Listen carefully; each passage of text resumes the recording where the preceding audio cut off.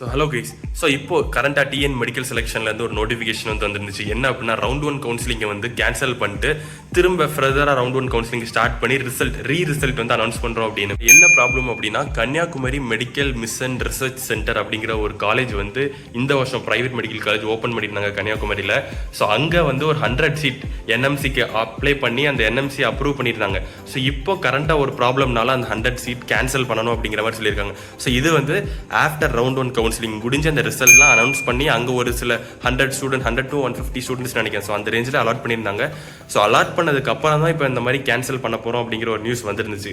So அதனால் entire round 1 ரிசல்ட்டையும் திரும்ப விட போகிறாங்க.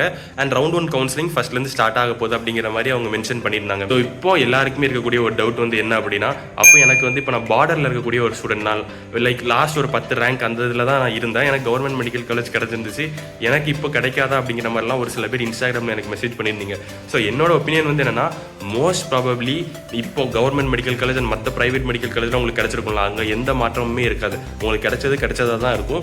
எதில் வந்து சேஞ்ச் இருக்குன்னா, அந்த 100 ஸ்டூடெண்ட் வந்து அந்த கன்னியாகுமரி மெடிக்கல் மிஷன் ரிசர்ச் சென்டரில் அட்மிட் ஆயிருப்பாங்கல்ல, அந்த காலேஜ் கிடைச்சிருக்கக்கூடிய ஸ்டூடெண்ட்ஸுக்கு மட்டும் இப்போ சீட் இருக்காது. ஸோ அது மட்டும்தான் ஒரு சேஞ்சாக இருக்கும் என்னோட ஒப்பீனியன் படி. ஸோ மோஸ்ட்லி மற்ற எல்லா ஸ்டூடெண்ட்க்கும் எடுத்திருந்த காலேஜ் அதுதான் ஃபிக்ஸ்டாக வந்து இருக்கும். அண்ட் அதே மாதிரி நான் ரவுண்ட் 2க்கான cut off video prediction video வந்து பேஸ்ட் ஆன் லாஸ்ட் இயர் என்ன இது வந்து கிடைச்சிருக்கோ அதை வச்சு நான் ஒரு வீடியோ மேக் பண்ணியிருந்தேன். அந்த கூடிய சீக்கிரம் நான் ரிலீஸ் பண்ண போகிறேன். ஸோ அதை ரிலீஸ் பண்ணுறதுக்கு முன்னாடி தான் இந்த மாதிரி ஒரு அப்டேட் வந்துச்சு.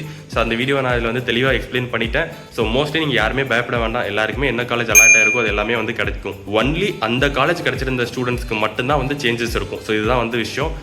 ஸோ ரவுண்ட் 2க்கான கட் ஆஃப் வீடியோ நான் கூடிய சீக்கிரம் அப்லோட் பண்ணுறேன். ஸோ இந்த வீடியோ உங்களுக்கு பிடிச்சிருந்தா லைக் பண்ணுங்கள், ஷேர் பண்ணுங்கள், கமெண்ட் பண்ணுங்கள், மறக்காம நம்ம சேனல் சப்ஸ்கிரைப் பண்ணுங்கள். தேங்க்யூ.